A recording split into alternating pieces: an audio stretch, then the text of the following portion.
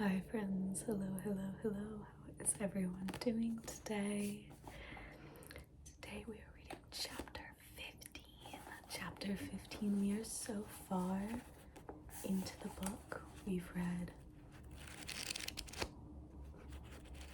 that much so far and we only have that much to go, which is very exciting. We're getting through it really fast, actually.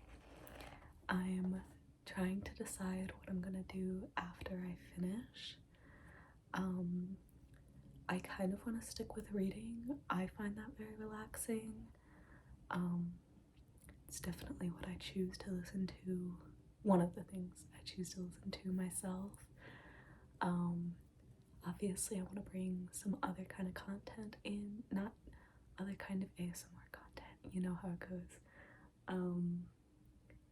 Definitely a lot of talking videos. That's what I like.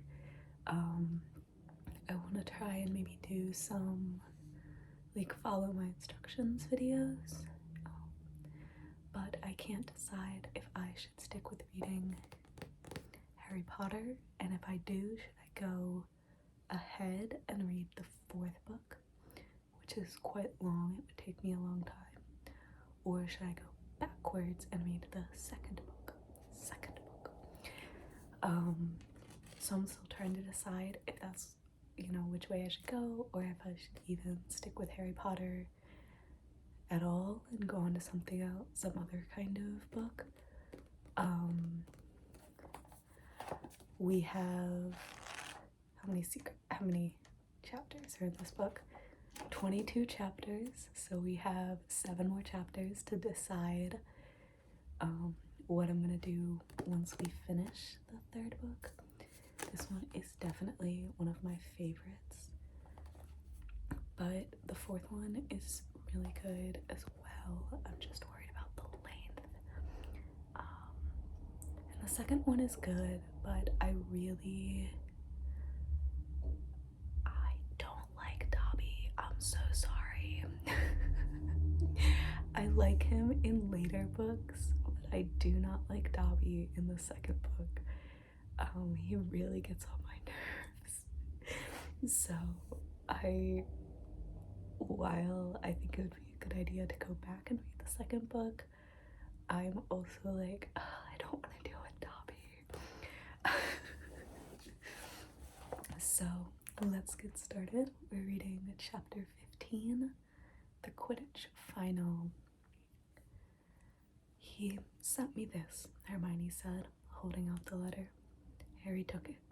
The parchment was damp, and enormous tear marks had smudged the ink so badly in places that it was very difficult to read. Dear Hermione, we lost. I'm allowed to bring him back to Hogwarts. Execution date to be fixed. Beaky has enjoyed London. I won't forget all the help you gave us. Hagrid. They can't do this, said Harry. They can't. Buckbeak isn't dangerous. Malfoy's dad frightened the committee into it, Hermione said, wiping her eyes. You know what he's like. They're a bunch of doddery old fools. They were scared. There'll be an appeal, though. There always is. Only I can't see any hope. Nothing will have changed. Yeah, it will, Ron said fiercely. You won't have to do all the work alone this time, Hermione. I'll help. Oh, Ron. Hermione flung her arms around Ron's neck and broke down completely. Ron, looking quite terrified, patted her very awkwardly on the top of the head. Finally, Hermione drew away. Ron, I'm really, really sorry about Scabbers, she sobbed. Oh, well, he was old, said Ron, looking thoroughly relieved she had let go of him. And he was a bit useless. You never know. Mom and Dad might get me an owl now. The safety measures imposed on the students since Black's 2nd break-in made it impossible for Harry, Ron, and Hermione to go visit Hagrid in the evenings. Their only chance of talking to him was during Care of Magical Creatures lessons. He seemed numb with shock at the verdict. It's all my fault. Got all tongue-tied. They were all sitting there in black robes, and I kept dropping my notes and forgetting all them dates you looked up for me, Hermione.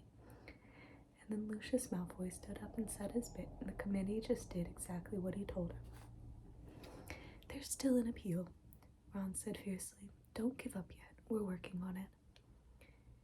They were walking back up to the castle with the rest of the class. Ahead, they could see Malfoy, who was walking with Crabbe and Goyle, and kept looking back, laughing derisively. It's no good, Ron, said Hagrid sadly, as they reached the castle steps. That committee's in Lucius Malfoy's pocket. I'm just gonna make sure the rest of Beaky's time is the happiest he's ever had. I owe him that. Hagrid turned around and hurried back toward his cabin, his face buried in his handkerchief. Look at him, blubber. Malfoy, Crabbe, and Goyle had been standing just inside the castle doors, listening. Have you ever seen anything quite as pathetic? Said Malfoy, and he's supposed to be our teacher. Harry and Ron both made furious moves toward Malfoy, but Hermione got there first. Smack! She had slapped Malfoy across the face with all the strength she could muster. Malfoy staggered. Harry, Ron, Crabbe, and Goyle stood flabbergasted as Hermione raised her hand again. Don't you dare call Hagrid pathetic, you foul, you evil Hermione, Ron said weakly, and he tried to grab her hand as she swung it back. Get off, Ron. Hermione pulled out her wand. Malfoy stepped backwards. Crabbe and Goyle looked at him for instructions, thoroughly bewildered. Come on, Malfoy muttered, and in a moment all three of them had disappeared into the passageway to the dungeons. Hermione, Ron said again, sounding both stunned and impressed. Harry, you'd better beat him in the Quidditch final, Hermione said shrilly. You just better had, because I can't stand it if Slytherin wins. We're doing charms, said Ron, still goggling at Hermione. We'd better go. They hurried up the marble staircase toward Professor Flitwick's classroom. You're late, boys, said Professor Flitwick reprovingly as Harry opened the classroom door. Come along quickly, wands out. We're experimenting with cheering charms today. We've already divided into pairs. Harry and Ron hurried to a desk at the back and opened their bags. Ron looked behind him. Where's Hermione gone? Harry looked around too. Hermione hadn't entered the classroom, yet Harry knew she had been right next to him when they had opened the door. That's weird, said Harry, staring at Ron. Maybe she went to the bathroom or something? But Hermione didn't turn up all lesson. She could have done with a cheering charm on her too, said Ron, as the class left for lunch, all grinning broadly. The cheering charms had left them with a feeling of great contentment. But Hermione wasn't at lunch either. By the time they finished their apple pie, the after effects of the cheering charm were wearing off, and Harry and Ron were starting to get slightly worried. You don't think Malfoy did something to her? Ron said anxiously, as they hurried upstairs toward the Gryffindor tower. They passed the security trolls, gave the fat lady the password, flibbertigibbet, and scrambled through the portrait hole into the common room. Hermione was sitting at a table, fast asleep, her head resting on an open arithmancy book. They went to sit down on either side of her. Harry prodded her awake. What? Said Hermione, waking with a start and staring widely around. Is it time to go? Which lesson have we got now? Divination, but it's not for another 20 minutes, said Harry. Hermione, why didn't you come to Charms? What? Oh no, Hermione squeaked. I forgot to go to Charms. But how could you forget? Said Harry. You were with us till we were right outside the classroom. I don't believe it, Hermione wailed. Was Professor Flitwick angry? Oh, it was Malfoy. I was thinking about him and I lost track of things. You know what, Hermione? Said Ron, looking down at the enormous arithmancy book Hermione had been using as a pillow. I reckon you're cracking up. You're trying to do too much. No, I'm not, said Hermione, brushing her hair out of her eyes and staring hopelessly around for her bag. I just just made a mistake, that's all. I'd better go and see Professor Flitwick and say sorry. I'll see you in Divination. Hermione joined them at the foot of the ladder to Professor Trelawney's classroom 20 minutes later, looking extremely harassed. I can't believe I missed cheering charms, and I bet they come up in our exams, Professor Flitwick hinted that they might. Together, they climbed the ladder into the dim, stifling tower room. Glowing on every little table was a crystal ball full of pearly white mist. Harry, Ron, and Hermione sat down together at the same rickety table.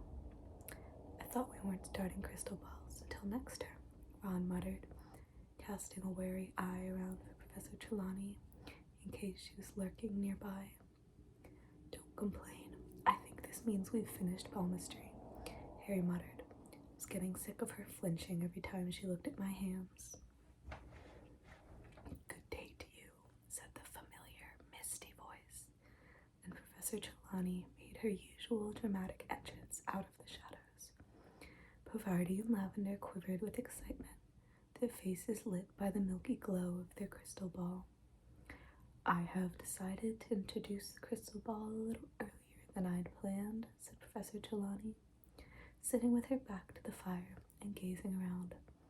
The fates have informed me that your examination in June will concern the orb, and I am anxious to give you sufficient practice.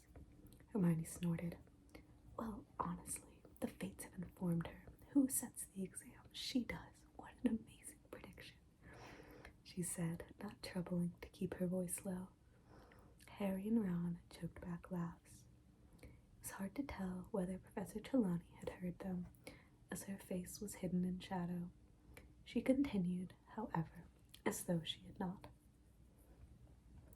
Crystal gazing is a particularly refined art, she said dreamily. I do not expect you to see when first you peer into the orb's infinite depth. We shall start by practicing relaxing the conscious mind and external eyes. Ron began to snicker uncontrollably and had to stuff his fist in his mouth to stifle the noise, so as to clear the inner eye and the superconscious. Perhaps, if we are lucky, some of you will see before the end of class. And so they began. Harry, at least, felt extremely foolish, staring blankly at the crystal ball, trying to keep his mind empty when thoughts such as, "This is stupid," kept drifting across it. It didn't help that Ron kept breaking into silent giggles and Hermione kept tutting. Seen anything yet? Harry asked them after a quarter of an hour's quiet crystal gazing. Yeah, there's a burn on this table, said Ron, pointing. Someone spilled their candle. This is such a waste of time, Hermione hissed. I could be practicing something useful. Could be catching up on cheering charms. Professor Trelawney rushed past. Would anyone like me to help them interpret the shadowy portents within their orb? She muttered over the clinking of her bangles. I don't need help, Ron whispered. It's obvious what this means. There's going to be loads of fog tonight. Both Harry and Hermione burst out laughing. Now, really, said Professor Trelawney as everyone's heads turned in their direction. Pavardi and Lavender were looking scandalized. You are disturbing the clairvoyant vibrations. She approached their table and peered into the crystal ball. Harry felt his heart sinking. He was sure he knew what was coming. There's something in here, Professor Trelawney whispered, lowering her face to the ball, so that it was reflected twice in her huge glasses.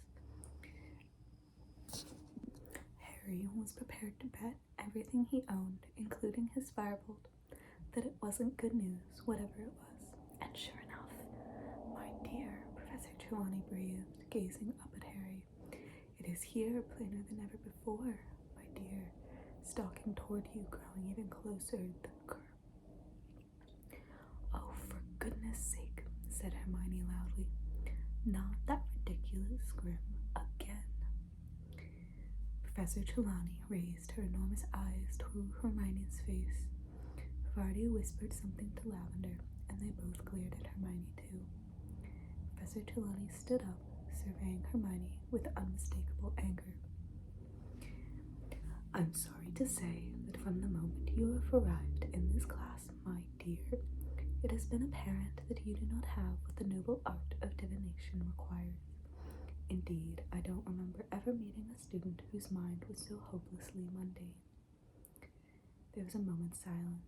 Then, fine, said Hermione suddenly, getting up and cramming Unfogging the Future back into her bag.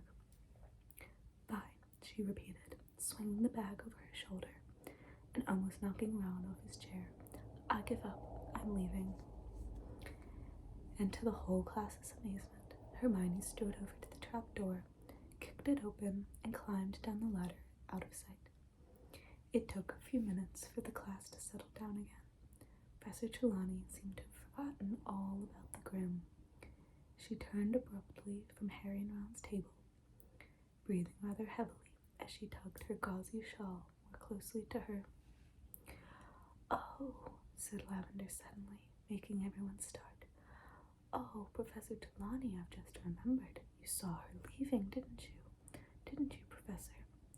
Around Easter, one of our number will leave us forever. You said it ages ago, Professor. Professor Trelawney gave her a dewy smile.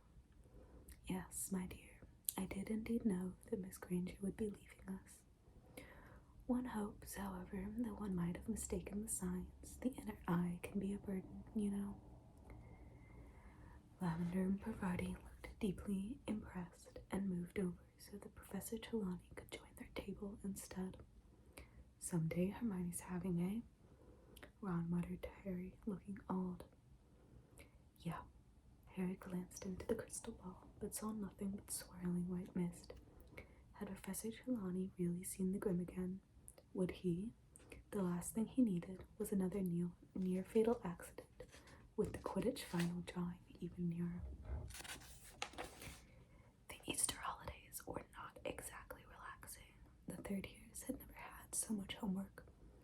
Neville Longbottom seemed close to a nervous collapse, and he wasn't the only one. Call this a holiday, Seamus Finnegan roared at the common room one afternoon. Exams are ages away. What are they playing at? But nobody had as much to do as Hermione. Even without divination, she was taking more subjects than anyone else. She was usually last to leave the common room at night, first to arrive at the library the next morning. She had shadows like lupins under her eyes, and she seemed constantly close to tears. Ron had taken over the responsibility for Buckbeak's appeal. When he wasn't doing his own work, he was poring over enormously thick volumes with names like the Handbook of Hippogriff Psychology and Foul, a study of hippogriff brutality. He was so absorbed, he even forgot to be horrible to Crookshanks. Harry, meanwhile, had to fit in his homework around Quidditch practice every day, not to mention endless discussions of tactics with Wood. The Gryffindor-Slytherin match would take place on the first Saturday after the Easter holidays.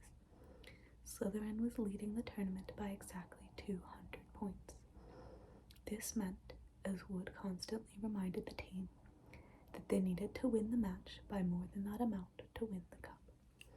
It also meant that the burden of winning fell largely on Harry, because capturing the snitch was worth 150 points. So, you must catch it only if we're more than 50 points up, Wood told Harry constantly. Only if we're more than 50 points up, Harry, or we win the match but lose the cup. You got that, haven't you? You must catch the snitch only if we're... I know, Oliver, Harry yelled. I've said it before, I just love Oliver Wood. I think he's such a funny character. The whole of Gryffindor House was obsessed with the coming match. Gryffindor hadn't won the Quidditch Cup since the legendary Charlie Weasley, Ron's second oldest brother, had been Seeker. But Harry doubted whether any of them, even Wood, wanted to win as much as he did. The enmity between Harry and Malfoy was at its highest point ever. Malfoy was still smarting about the mud-throwing incident in Hogsmeade, and was even more furious that Harry somehow wormed his way out of punishment. Harry hadn't forgotten Malfoy's attempt to sabotage him in the match against Ravenclaw, but it was the matter of Buckbeak that made him most determined to beat Malfoy in front of the entire school. Never in anyone's memory had a match approached in such a highly charged atmosphere. By the time the holidays were over, tension between the two teams and their houses was at the breaking point.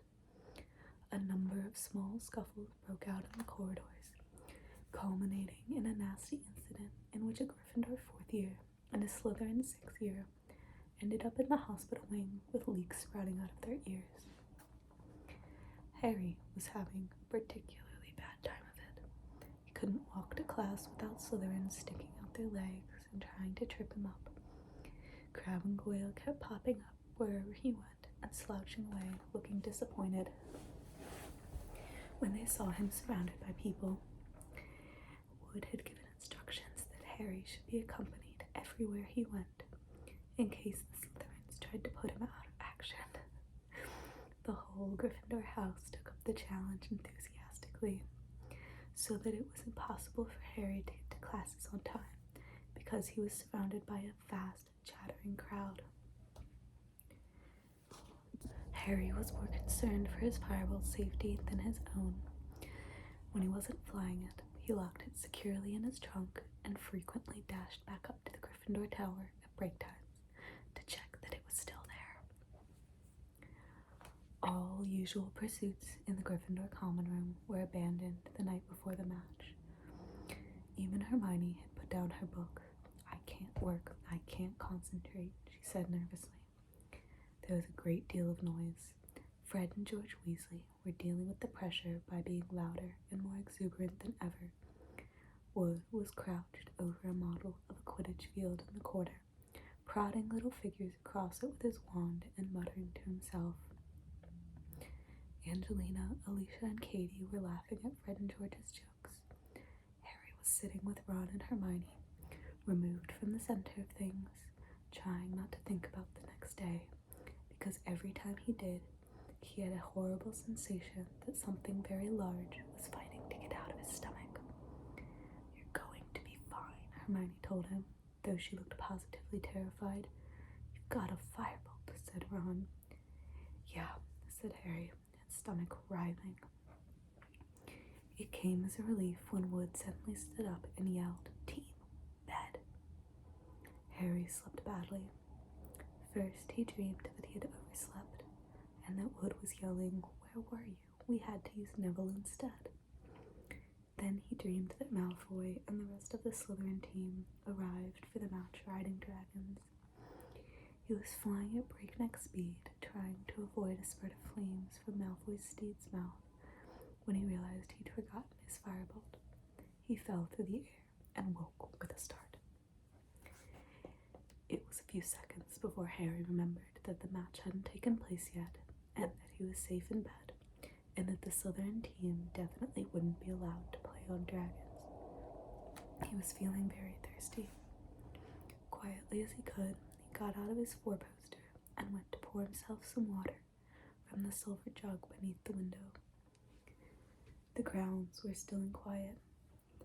No breath of wind disturbed the treetops in the forbidden forest. The whomping willow was motionless and innocent looking. It looked as though conditions for the match would be perfect. Harry set down his goblet and was about to turn back to his bed when something caught his eye. Oh my goodness. I swear that just went on for like 7 minutes. I've just been sitting here waiting for it to stop. I'm not exactly sure where I left off. Harry set down his goblet and was about to turn back to his bed when something caught his eye. An animal of some kind was prowling across the silvery lawn. Harry dashed to his bedside table, snatched up his glasses, and put them on, then hurried back to the window. It couldn't be the Grim, not now, not right before the match. There it is again. What's going on?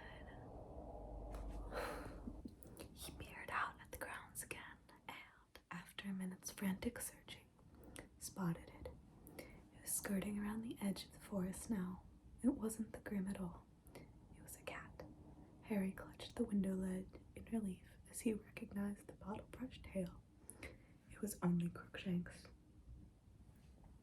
Or was it only Crookshanks? Harry squinted, pressing his nose flat against the glass. Crookshanks seemed to have come to a halt.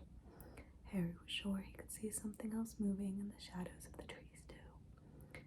And just then, it emerged, a gigantic, shaggy black dog. Moving stealthily across the lawn, Crookshanks trotting at its side. Harry stared. What did this mean? If Crookshanks could see the dog as well, how could it be an omen of Harry's death? Ron, Harry hissed. Ron, wake up. Huh. Need you to tell me if you can see something.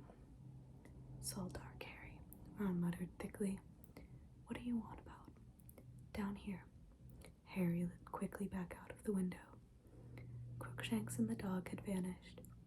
Harry climbed into the windowsill to look right down into the shadows of the castle, but they weren't there. Where had they gone? A loud snore told him Ron had fallen asleep again. Harry and the rest of the Gryffindor team entered the Great Hall the next day to enormous applause. Harry couldn't help grinning broadly as he saw that both the Ravenclaw and Hufflepuff tables were applauding them too. The Slytherin table hissed loudly as they passed. Harry noticed that Malfoy looked even paler than usual. Wood spent the whole of breakfast urging his team to eat while touching nothing himself. Then he hurried them off to the field before anyone else had finished, so they could get an idea of the conditions. As they left the Great Hall, everyone applauded again. Good luck, Harry, called Jo. Harry felt himself blushing. Okay, no wind to speak of. Sun's a bit bright. That could impair your vision. Watch out for it. Ground's fairly hard. Good, that'll give us a fast kickoff. Wood paced the field, staring around with the team behind him. Finally, they saw the front doors of the castle open in the distance, and the rest of the school spilling out onto the lawn.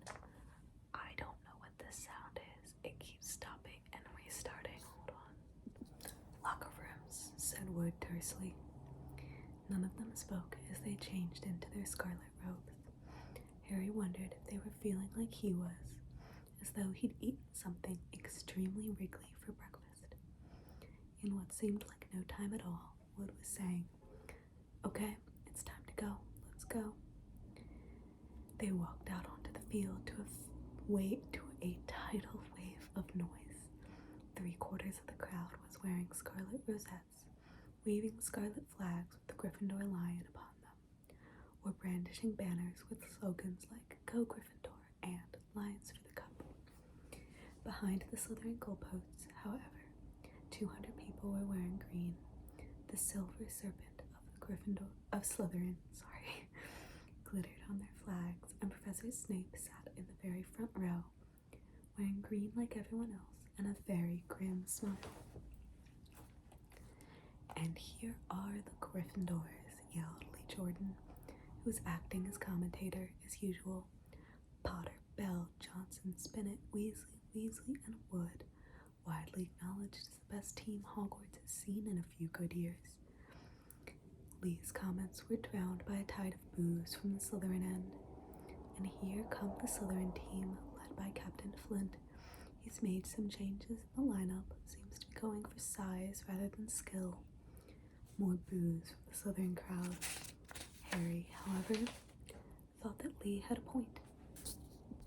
Malfoy was easily the smallest person on the Slytherin team. The rest of them were enormous. Captains, shake hands, said Madame Hooch. Flint and Wood approached each other and grasped each other's hands very tightly. It looked as though each was trying to break the other's fingers. Mount your brooms, said Madame Hooch. 3, 2, 1.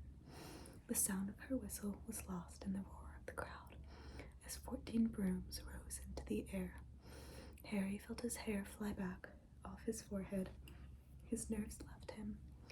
In the thrill of flight, he glanced around, saw Malfoy on his tail, and sped off in search of the snitch. And it's Gryffindor in possession. Alicia Spinnet of Gryffindor with the quaffle, headed straight for the Slytherin goalposts. Looking good, Alicia. Ah, no. Quaffle intercepted by Warrington. Warrington of Slytherin tearing up the field. Wham! Nice bludger work there by George Weasley. Warrington drops the quaffle. It's caught by Johnson. Gryffindor back in possession. Come on, Angelina. Nice serve around Montague. Duck Angelina. That's a bludger. She scores 10-0 to Gryffindor. Angelina punched the air as she soared around the end of the field. A sea of scarlet below was screaming in delight. Ouch! Angelina was nearly thrown from her broom as Marcus Flint went smashing into her. Sorry, said Flint as the crowd booed. Sorry, didn't see her. A moment later, Fred Weasley chucked his beater's club at the back of Flint's head. Flint's nose smashed into the handle of his broom and began to bleed. That will do, shrieked Madame Hooch, zooming between them. Penalty shot to Gryffindor for an unprovoked attack on their chaser. Penalty shot to Slytherin for deliberate damage to their chaser. Come off it, miss, howled Fred. But Madame Hooch blew her whistle, and Alicia flew forward to take the penalty. Come on, Alicia, yelled Lee into the silence as they ascended into the crowd. Yes, she's beaten the keeper, 20-0 to Gryffindor. Harry turned the firebolt sharply to watch Flint, still bleeding freely, fly forward to take the Slytherin penalty. Wood was hovering in front of the Gryffindor goalposts, his jaw clenched. Of course, Wood's a superb keeper, Lee Jordan told the crowd as Flint waited for Madame Hooch's whistle. Superb, very difficult to pass, very difficult indeed. Yes, I don't believe it, he saved it.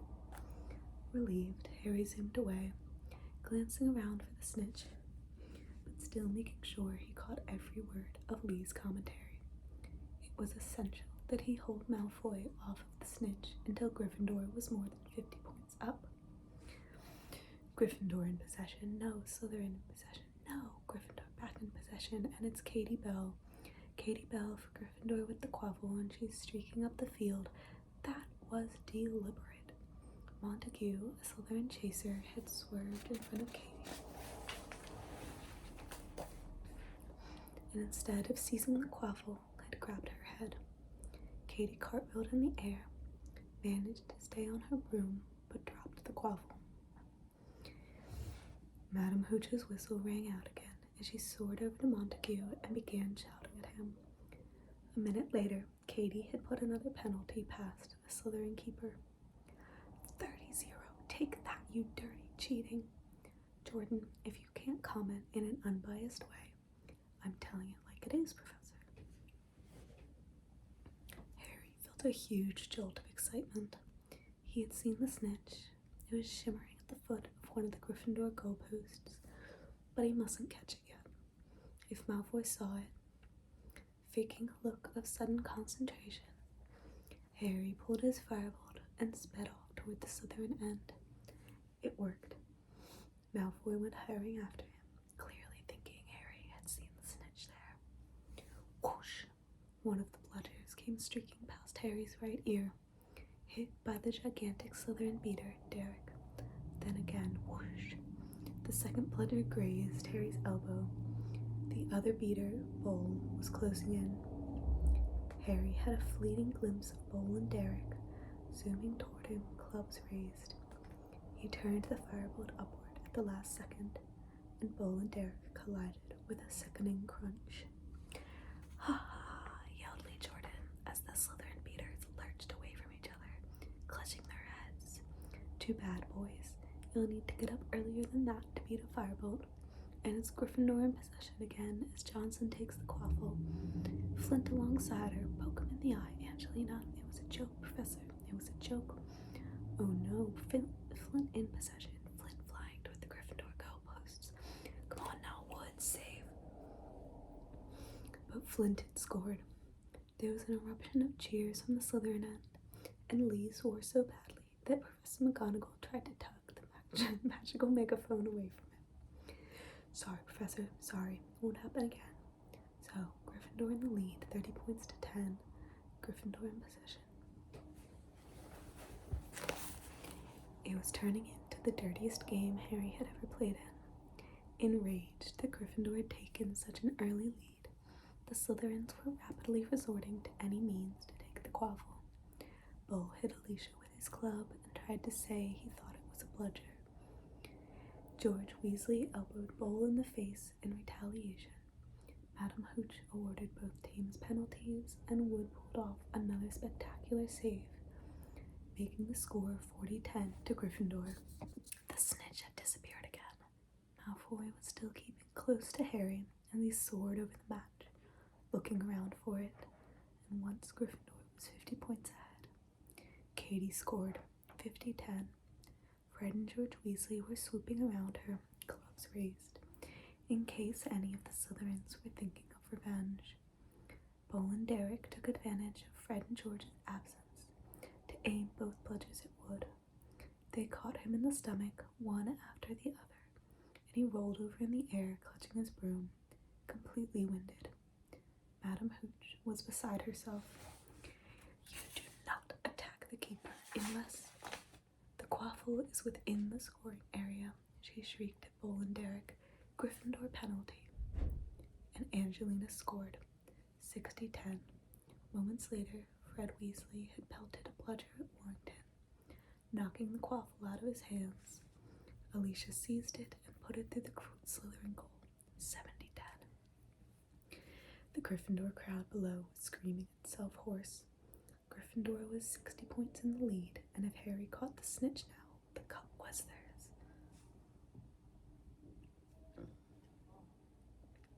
Harry could almost feel hundreds of eyes following him as he soared around the field, high above the rest of the game, with Malfoy speeding along behind him. And then he saw it. The snitch was sparkling 20 feet above him. Harry put on a huge burst of speed. The wind was roaring in his ears. He stretched out his hand, but suddenly the firebolt was slowing down. Horrified, he looked around. Malfoy had thrown himself forward, grabbed hold of the firebolt's tail, and was pulling it back. Harry was angry enough to hit Malfoy, but couldn't reach. Malfoy was panting with the effort of holding on to the firebolt, but his eyes were sparkling maliciously. He had achieved what he wanted to do. The snitch had disappeared again. Penalty to Gryffindor. I've never seen such tactics, Madam Hooch screeched, shooting up to where Malfoy was sliding back onto his Nimbus 2001. You cheating scum! Lord Lee Jordan was howling into the megaphone, dancing out of Professor McGonagall's reach. You filthy cheating! Professor McGonagall didn't even bother to tell him off. She was actually shaking her finger in Malfoy's direction. Her hat had fallen off, and she, too, was shouting furiously.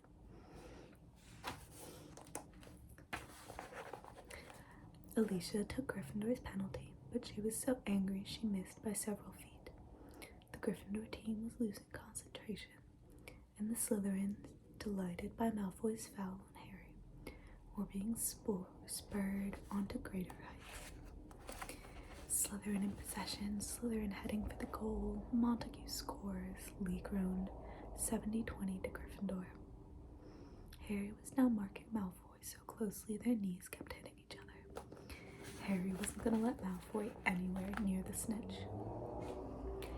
Get out of it, Potter, Malfoy yelled in frustration as he tried to turn and found Harry blocking him. Angelina Johnson gets the quaffle for Gryffindor. Come on, Angelina, come on. Harry looked around. Every single Slytherin player, apart from Malfoy, was streaking up the pitch toward Angelina, including the Slytherin keeper. They were all going to block her. Harry wheeled the firebolt around, bent so low he was flying flat along the handle, and kicked it forward. Like a bullet, he shot toward the Slytherins. They scattered as the firebolt zoomed toward them. Angelina's way was clear. She scores, Gryffindor leads by 80 points to 20.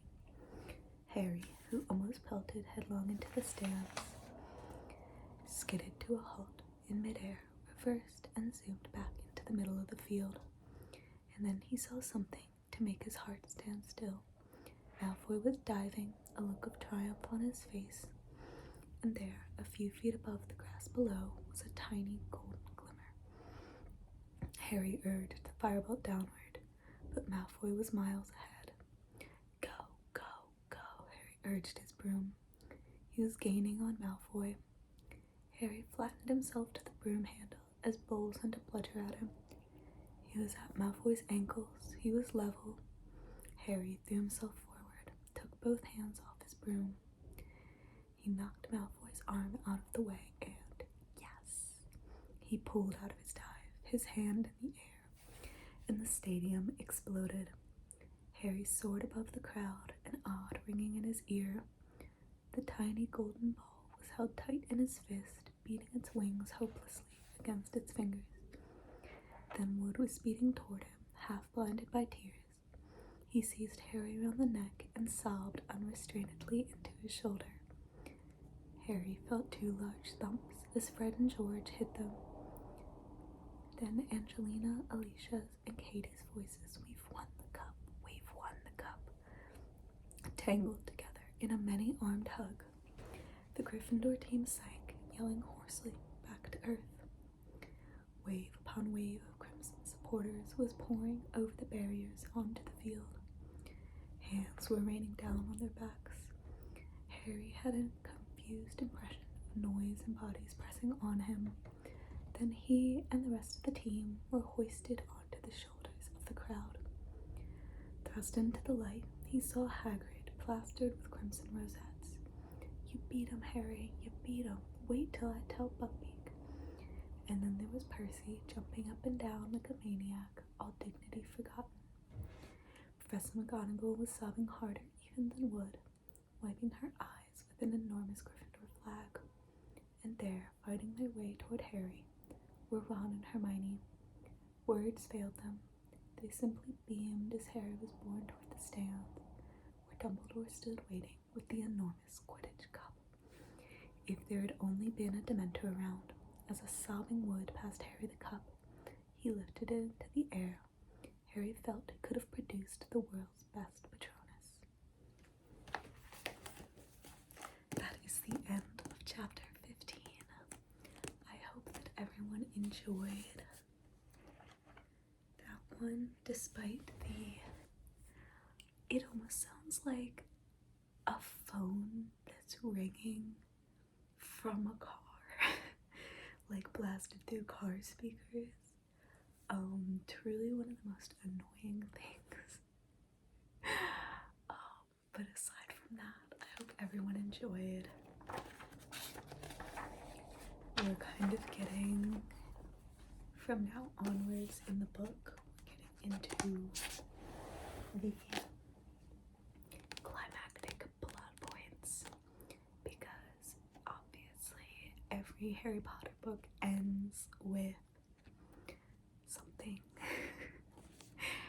happening that's very dramatic and climactic. But I love the ending of the third book. I think it is sort of unique in comparison to the rest of the books, and I really enjoy it. I think it's well done. As much as I hate to praise this lady, but yeah, that is all. I hope you guys have a great afternoon, evening, morning, whatever. I will see you guys